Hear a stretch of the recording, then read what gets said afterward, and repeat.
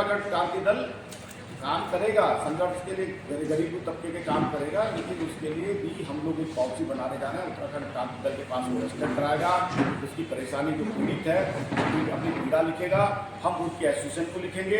Association अगर नहीं करेगा तो उनके खिलाफ जबरदस्त आंदोलन उस यूनिट के खिलाफ चलेगा, और अगर यदि उन्होंने एसोसिएशन ने काम नहीं किया तो भविष्य में उस यूनिट को हम चलने नहीं देंगे। ये चेतावनी उत्तराखंड क्रांति दल भी दे रहा है, और हम लोकतांत्रिक तरीके से उस यूनिट का बहिष्कार करेंगे। हम केवल उसके घर उसके अंदर जाकर तोड़फोड़ करने की राजनीति नहीं करते कि तोड़फोड़ कर दिया फिर मुकदमे हो गए। फिर ये अभी हमने उत्तराखंड में ऐसी ना तो प्रवृत्ति पाली है और ना हम पालना ऐसा कुछ राजनीति करना चाहते हैं। तो साथियों, ये 3 तारीख की जो बैठक है ये अहम बैठक है, और उत्तराखंड क्रांति दल इस प्रदेश के लिए संजीदा है। कई जगह बात ये पहाड़ गढ़वाल कुमाऊं की जो लोग काम करते हैं उस इसका जो हो रहा है उत्तराखंड क्रांति दल का वो बड़ा हो रहा है। हम लोगों ने जब ब्लू प्रिंट बनाया तो इस पूरे उत्तराखंड के लिए राजधानी गैरसैंण मध्य स्थल में किया, और हमने इसके लिए व्यवस्थाएं कैसे रोजगार सृजन होगा, कैसे पर्यटन होगा, कैसे इसके लोगों के हित हर वर्ग के हित कैसे निहित होंगे, इसके लिए ब्लू प्रिंट हमने तैयार किया हुआ है। उस ब्लू प्रिंट को हम रिवाइज करने जा रहे हैं। हम भू कानून कोई बना के भू कानून बना देता है, सरकार बना रही है क्या लचीला भू कानून बना दिया। आप भू कानून 2 लाइन में बनाइए ना कि भैया जो 1950 में रहता है उसकी भूमि कोई क्रय नहीं करेगा, क्रय विक्रय करेगा तो इनको आपस में अधिकार होगा। और अगर यदि किसी ने हमारे पे यहाँ आपने 2025 तक किसी ने जमीन भू-भाग खरीदे उसके लिए बोनाफाइड है ये कि आप जब बेचेंगे तो उत्तराखंड के मूल निवासी में बेचेंगे। और अगर यदि आपको आपकी संपत्ति है, किसी ने खरीद ली है, बाहरी व्यक्ति ने खरीद ली है, तो वो अपने परिवार को हस्तांतरित करेगा। इसके लिए आप भू कानून लाइए। आपने भू कानून कैसा बना दिया? तो उत्तराखंड क्रांति दल भविष्य में भू कानून भी मजबूत देने वाला है। आपके सामने जाएगा, पूरे राज्य की जनता के अंदर बांटा जाएगा कि भू कानून कैसा होगा, हम क्या चाहते हैं। तो साथियों, आज हमने सर्वदलीय बैठक बुलाई है, और उनसे जिन लोगों ने ये झूठे मुकदमे किए हैं उन लोगों को भी हम आपके माध्यम से बोलना चाहते हैं कि आप उनको भी ये बताइए कि ये झूठे मुकदमे हैं। अगर यदि इस तरीके से तुम सरकार के दबाव में या किसी दबाव में आओगे तो हम लोग आपके बीच के लोग हैं, भविष्य में तुम लोगों को भी कठिनाइयाँ होंगी। आप लोगों से हम उनसे भी संपर्क करने जा रहे हैं, उनको भी इन्विटेशन कर रहे होंगे होटल एसोसिएशन को। 3 तारीख को हम बैठेंगे और 3 तारीख को ये भी तय करेंगे कि हमारे आदमी की कितनी गलती है और तुम्हारी कितनी गलती है, ये हम तय करेंगे। और तुमने झूठे मुकदमे लगाकर 308 में बीएनएस में की धारा में मृत्यु का भय दिखाकर वसूली करना, कहाँ वसूली होगी मृत्यु का भय? जब पुलिस आपके साथ में खड़ी है, आप पर मृत्यु का भय कैसे होगी? पुलिस वीडियो में मौजूद है, आप लोग सब पत्रकार बंधु सब जानते हैं। तो मृत्यु का भय दिखाकर किसी से वसूली तो नहीं की जा सकती। 308 में आपका प्रोविजन है उसमें कि आपने मृत्यु का भय कर दिया। पुलिस वाले के सामने, पुलिस जहाँ पर हमारे उत्तराखंड की पुलिस है जो वर्दीधारी है, उसके सामने मृत्यु का भय पैदा कैसे हो गया किसी को? और जो मृत्यु का भय जिसको पैदा हो रहा है वो तो है ही नहीं वहाँ, उससे तो कभी बात ही नहीं हुई। तो क्या वो कर्मचारी को मृत्यु का भय पैदा हो गया? कर्मचारी को पैसे भी नहीं दिए तो वो धारा कोर्ट में तो टिकने वाली नहीं है। फिर भी हम होटल के जो ऑनर हैं उन लोगों से, एसोसिएशन से ये भी अपील करते हैं कि वो इस प्रकार की घटना में अपना हमारे से संवाद करें और इस प्रकार की घटनाओं पर अपना खेद व्यक्त करें कि यार ये गलत हुआ है। हम भी तो उन्हीं के साथ नहीं हैं। आप बताइए कौन से एसोसिएशन को हमने साथ नहीं दिया? आप ये बताइए, उत्तराखंड का इतिहास है, हमारे पास कोई भी व्यापारी वर्ग आया हो, आड़त बाजार का मामला हो, हम सब लोगों ने उनका साथ दिया कि भाई इनको शिफ्ट होना चाहिए। आड़त बाजार की बात है, हमने बार बार कही कि भैया ढंग से करो। सब्जी मंडी का व्यवस्था हमने बदलने की बात करी, पुरानी सब्जी मंडी को नई सब्जी मंडी, उनके आड़तियों उनके जो हमारे अगर यदि बात की जाए वो कहते हैं कि हम कहेंगे तो यार पहाड़ और मैदान विवाद होगा। हमारे लोग तो सब्जी का काम करते भी थे, जो लोग प्लेन्स के लोग काम करते थे उन्हीं को लाभ मिलना था, वो तो निश्चित है। तो उन्हीं के लिए भी हम लड़े। उनको बड़ी मंडी आज मिली है, आड़तियों को मिलने जा रही है। ये कबाड़ी मार्केट था, इसके लिए क्यों हमने संघर्ष किया? हमने कहा भैया जब आप बताइए इस पर तो हमारे लाठियाँ हमने नहीं खाई कि ये कबाड़ी मार्केट जो शिफ्ट हुआ। हमने कहा भैया पहले इसको उजाड़ने से पहले आप शिफ्ट करिए। तो उत्तराखंड क्रांति दल का इतिहास बहुत बड़ा है, हम हर वर्ग के साथ काम करते हैं। तो ये मैं माननीय के खिलाफ रैली करने जा रहे हैं।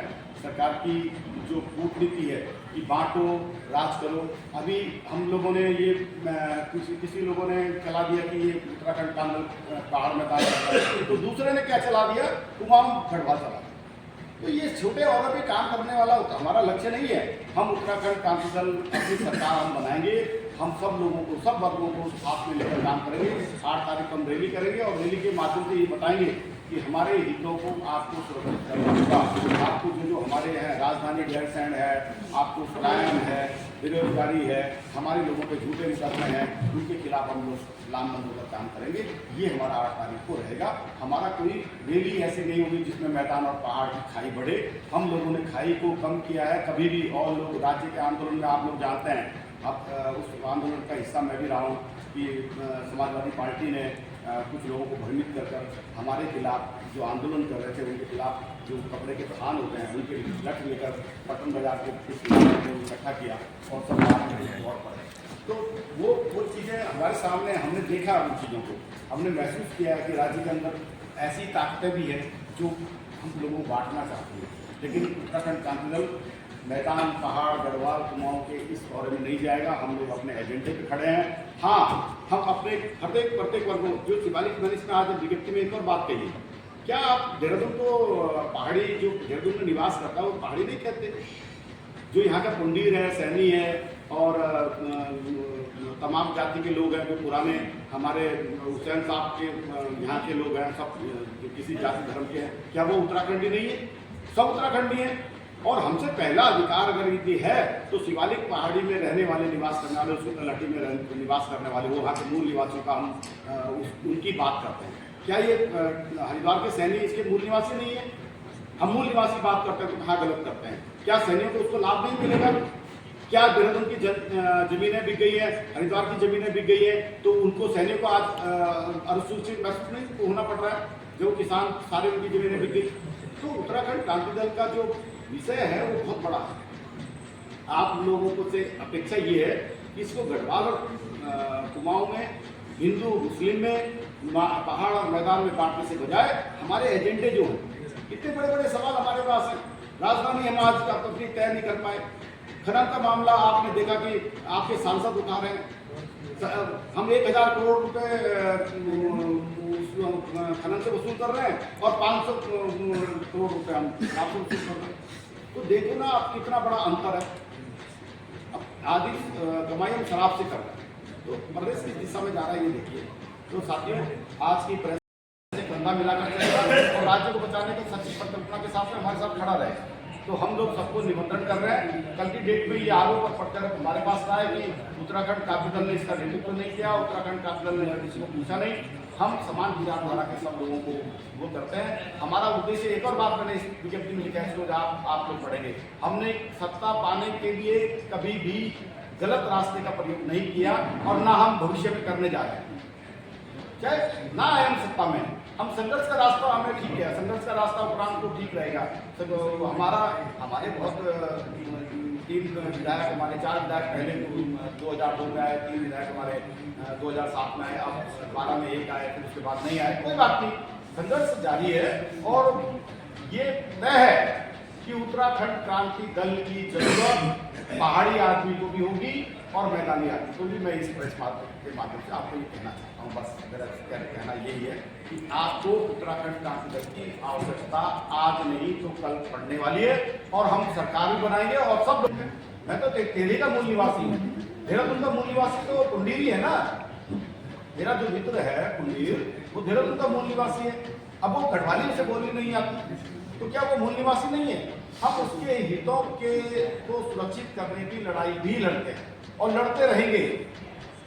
तो ये बात साफ है कि हम सब लोगों को मिलकर जो उत्तराखंड, हाँ ये बात जरूर है कि हम उत्तराखंड के मूल निवासियों की लड़ाई लड़ते हैं। अब उत्तराखंड के मूल निवासी कौन है वो डिफाइन हम कर लेंगे या हमको वोटर तय कर लेगा।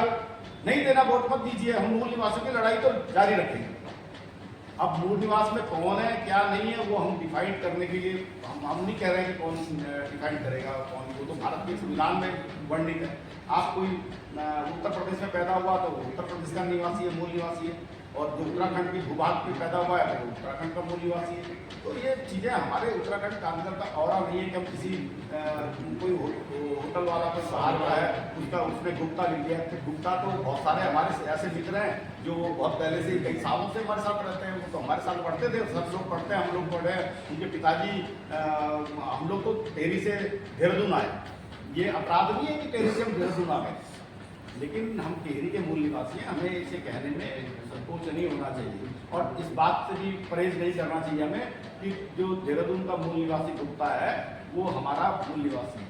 गुप्ता तो मूल निवासी है ही ना, हमारा तो गुप्ता मूल निवासी है। तो कहने का मतलब ये है कि हम 3 तारीख को जो बैठक करने जा रहे हैं उस पर ये बातें सब स्पष्ट जो मैं आपको बता रहा हूँ, इस बात पर भी चर्चा हम करने जा रहे हैं कि लोग लड़ा रहे हैं कि मैं बताना चाहता हूँ आपके माध्यम से कि नुकसान तो प्लेन्स के लोगों को, प्लेन्स के जो मूल निवासी थे हरिद्वार, टेहरी और उधम सिंह नगर के जो मूल निवासी थे उनको सबसे ज़्यादा नुकसान होता है। उनकी ज़मीनें सबसे ज़्यादा बिकी। अगर यहाँ पर मूल निवास लागू हो जाता तो आज किसान आज अच्छी खासी खेती कर रहे होते, आज वो कंफर्ट जोन में होते, आज उनकी ज़मीनों पे सारे कंक्रीट के जंगल होते। तो उत्तराखंड क्रांति दल जो कहता है वो करता है और जो हमने कहा है वो गलत नहीं कहा। हम बहुत पहले सोच समझ के हम लोगों ने कहा है। हम लोग ये छोटी लड़ाइयाँ हैं जो आप कह रहे थे ना कि कोई कह रहा है कि तो उत्तराखंड क्रांति दल में स्पष्ट करने आया हूँ। और माननीय अध्यक्ष ये जो प्रेस है और 3 तारीख की बैठक है, ये केंद्रीय अध्यक्ष पूरन सिंह कटहल जी ने बनाई। तो जो केंद्रीय अध्यक्ष है वो हम लोग पूरी बैठक करके पूरा समन्वय कर अंदर बैठक करके उन चीज़ों को लाइन बनाते हैं। तो ये लाइन बनी है और हम लोग पहले से ये लाइन है, उत्तराखंड राज्य बनने के समय भी ये लाइन है।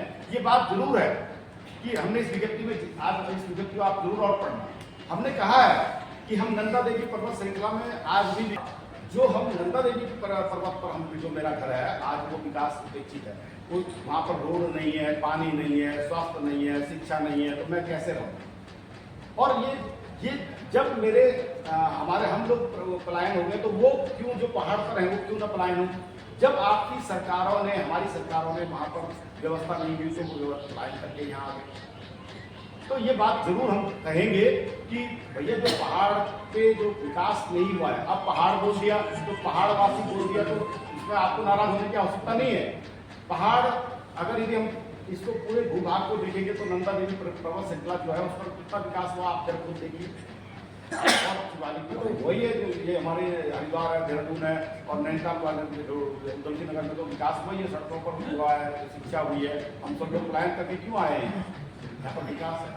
तो साथियों आज की मैं समझता हूँ कि बहुत बात होती है और भविष्य में हम 3 तारीख को बैठेंगे और 3 तारीख में भी बहुत अच्छे रिजल्ट निकलने वाले हैं सामने और आप लोगों का सब सहयोग रहेगा। तो इस उत्तराखंड को बहुत अच्छा, जैसे उत्तराखंड देवभूमि है, इसको देवभूमि बना के रखेंगे। हम सत्ता के लिए मारामारी ना करें और राष्ट्रीय पार्टियों को मैं कहना चाहता हूँ कि वो सत्ता पर काबिज रहने के लिए हिंदू मुस्लिम का रास्ता छोड़ दें। कोई कहता है मदरसे बंद कर दो, कोई कहता है बाजार तोड़ दो, कोई कहता है मंदिर। आप फिर मंदिर क्यों नहीं तोड़ रहे? आप रास्ते में मंदिर पड़ रहे हैं तो उनको तो तोड़िए। आप हिंदू मुस्लिम कर और ये वहाँ पर विधर्मी घुस गए। अरे भैया हम तो कह रहे हैं कि भैया जिलों की व्यवस्था जो ऊपर पहाड़ों पर है वहाँ पर अगर भी कोई लोग आ रहे हैं, कामगार आ रहे हैं तो आप उनको रोकिए ना। रोका क्यों नहीं आपने? सरकारें तो आपकी थी, आपने उनका वेरिफिकेशन तो कभी कराया नहीं। अब घुस गए तो उनको लड़ाने के लिए उनको आपस में लड़ा दिया। हमारे जो पहाड़ में थे उनको भी और डर पैदा कर दिए।